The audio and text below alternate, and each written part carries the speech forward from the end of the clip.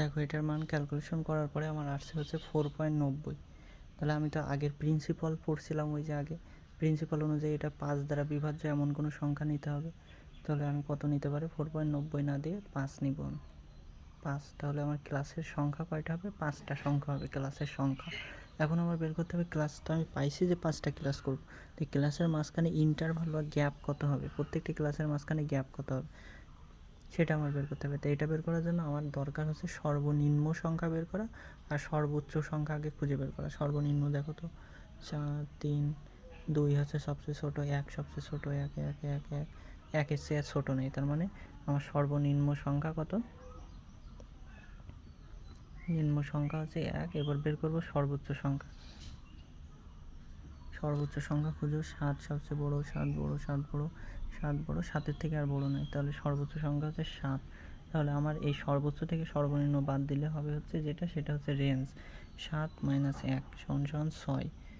6 হচ্ছে আমার রেঞ্জ। এখন এই 6-রে তোমার ক্লাসের সংখ্যা কত তাই দিয়ে ভাগ করতে হবে। ক্লাসের সংখ্যা কত আমার? 5। 5 দিয়ে ভাগ করি আমি। 5 দিয়ে ভাগ করলে কত হয়? 6-রে 5 দিয়ে ভাগ করলে 1, 1 পয়েন্ট সামথিং হবে, 1 পয়েন্ট সামথিং। তাহলে আমার ক্লাস ইন্টারভাল কত আসলো? 1.2। আমার যখন প্রিন্সিপাল পড়ছিলাম, কিন্তু আগে প্রিন্সিপাল অনুযায়ী এটা আমি বিজোড় সংখ্যা নিব না এবং চেষ্টা করব যে 5 দ্বারা বিভাজ্য নিতে। কিন্তু এখানে দেখো ডেটার পরিমাণ কিন্তু অনেক কম। এখন যদি আমি 5 দ্বারা বিভাজ্য নিই তাহলে কিন্তু আমার মিলবে না ক্লাসের সংখ্যার সাথে। তুমি চাইলে নিতে পারো, সমস্যা নেই, কিন্তু এখানে কিন্তু তোমার ম্যাথ পরীক্ষায় কিন্তু এত কম ডেটা দিবে না। সর্বনিম্ন হইলে না 30টা তোমার ডেটা দিবে। 30টা ডেটা দিলে তখন তুমি 5 দিয়ে নিলে হয়ে যায়। কিন্তু আমার এখানে ডেটার সংখ্যা অনেক কম, 15টা ডেটা মাত্র। এর জন্য আমার ক্লাস ইন্টারভাল কত আছে? 1.2। তাই আমি চেষ্টা করবো যে এটা 1 বা 2 নেওয়ার জন্য। ক্লাস ইন্টারভাল 1.2 আসছে, তো আমি চেষ্টা করলাম যে এটারে আমি নিব হচ্ছে 1 নিব, মনে করো 1 নিব ইন্টারভাল। আর আমার সর্বনিম্ন সংখ্যা কত? সর্বনিম্ন সংখ্যা হচ্ছে আমার 1। সর্বনিম্ন সংখ্যা হচ্ছে 1। তাহলে আমি ক্লাস যদি শুরু করি 5 থেকে, তাহলে তো আমার 1 দেওয়ার জায়গা থাকবে না।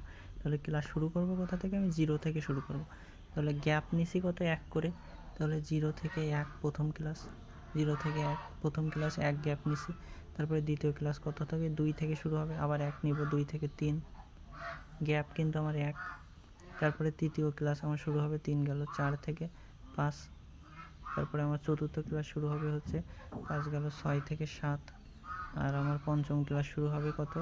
8 থেকে 9। আমার ক্লাসের সংখ্যা কয়টা আমি বের করছিলাম? 5টা। 5টা হয়েছে 1 2 3 4, 5টা ক্লাসের সংখ্যা হয়ে গেছে আমার। আবার ক্লাসের ইন্টারভাল কত ছিল আমার? 1 করে। তাহলে আমার প্রত্যেকটা ক্লাসের মধ্যে 1 করে গ্যাপ আছে। এখন আমার একটা করে নিব আমি, সেটা কোন ক্লাসে যায় সেটা দেখব। 5 5 কোন ক্লাসে যায়? এই ক্লাসে পড়ে, তাহলে এখানে একটা দাগ দেব। তারপরে কত? 7 7 কোন ক্লাসে যায়? এই ক্লাসে আসে, তাহলে এখানে একটা দাগ দেব। তারপরে কত? 6 6 কোন ক্লাসে যায়? এই ক্লাসে আসে, তাহলে এখানে একটা দাগ দেব। তারপরে কত আছে? 4 4 কোন ক্লাসে যায়? এই ক্লাসে আসে, এখানে একটা দাগ দেব। 3 3 হচ্ছে এই ক্লাসে, 2 2 এই ক্লাসে, 1 1 হচ্ছে এই ক্লাসে, 5 5 হচ্ছে এই ক্লাসে, 6 6 হচ্ছে এই যে 6 এই ক্লাসে। তারপরে হচ্ছে 7 7 হচ্ছে এই ক্লাসে। তারপরে হচ্ছে 3 3 হচ্ছে এই ক্লাসে, 1 1 হচ্ছে এই ক্লাসে, 2 2 হচ্ছে এই ক্লাসে। তারপরে হচ্ছে 3 3 হচ্ছে এই ক্লাসে, 3 ওই ক্লাসে। তো 4টা হয়ে গেলে একটা আড়াই দাগ দিয়ে 5টা পড়াই দেব।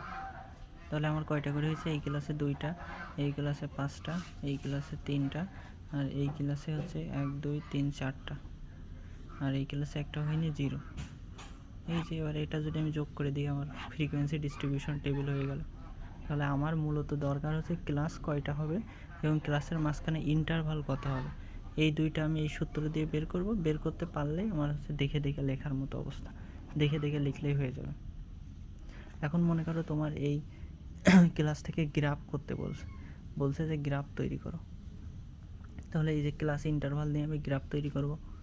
প্রথমে হচ্ছে আমি এই সাইডে রাখবো হচ্ছে ফ্রিকোয়েন্সি, আর এই সাইডে রাখবো হচ্ছে ক্লাস, নিচের সাইডে ক্লাস রাখবো।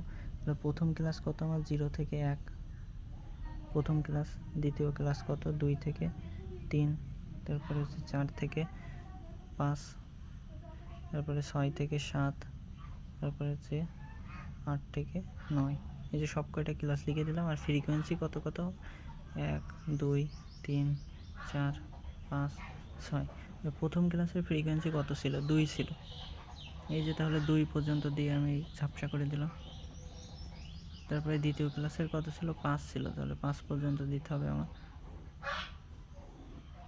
এই যে 5 পর্যন্ত দিয়ে আমি হচ্ছে ঝাপসা করে দিলাম। এইভাবে তৃতীয় ক্লাসের কত ছিল, 3 ছিল, তাহলে 3 পর্যন্ত দিব। এই যে এইভাবে করলে আমার চার্ট তৈরি করা হয়ে যাবে। আমার যদি বলে যে এখান থেকে চার্ট তৈরি করো, ফ্রিকোয়েন্সি ডিস্ট্রিবিউশন টেবিল থেকে চার্ট তৈরি করো, তাহলে আমি এইভাবে চার্ট তৈরি করব। কি করব, প্রথমে নিচে আসবে আমার হচ্ছে ক্লাসগুলো কী কী, আর আমার উপর দিয়ে যাবে হচ্ছে ফ্রিকোয়েন্সি কী কী ছিল।